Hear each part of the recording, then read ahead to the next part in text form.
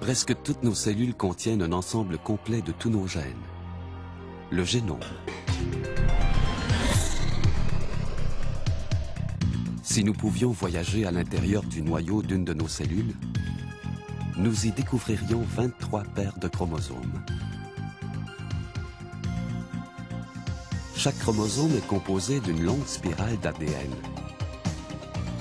Si tous les chromosomes étaient déroulés, l'ADN dans une seule de nos cellules formerait un mince fil de près de 2 mètres de long.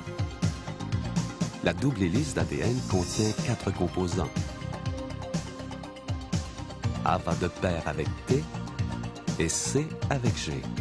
Grâce à son code à 4 lettres, l'ADN contient l'information requise pour fabriquer toutes les parties de notre corps. Chacun de nos milliers de gènes code pour une partie spécifique.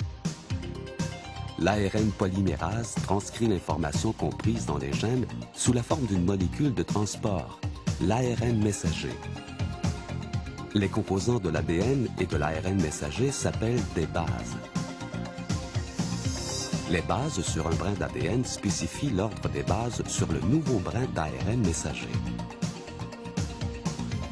L'ADN reste toujours à l'intérieur du noyau, mais l'ARN messager, lui, quitte le noyau pour se rendre dans le cytoplasme. Là, une machine à fabriquer des protéines, le ribosome, lie l'ARN messager pour créer une protéine précise. Chaque 3 bases de l'ARN messager codent pour un acide aminé. Les protéines sont faites d'acides aminés. L'ARN de transfert aide à traduire le langage de l'ADN et de l'ARN en langage des protéines. Les molécules de l'ARN de transfert apportent les acides aminés au ribosome qui les assemble pour former une protéine. Les protéines sont nos bâtisseurs. Plusieurs forment des structures comme les tendons et les cheveux. D'autres perçoivent la lumière, les sensations et les saveurs, alors que certaines contrôlent les réactions chimiques et transmettent des messages entre les cellules. Pour comprendre notre monde moléculaire, les scientifiques ont lu les 3 milliards de lettres qui composent l'ADN du génome humain.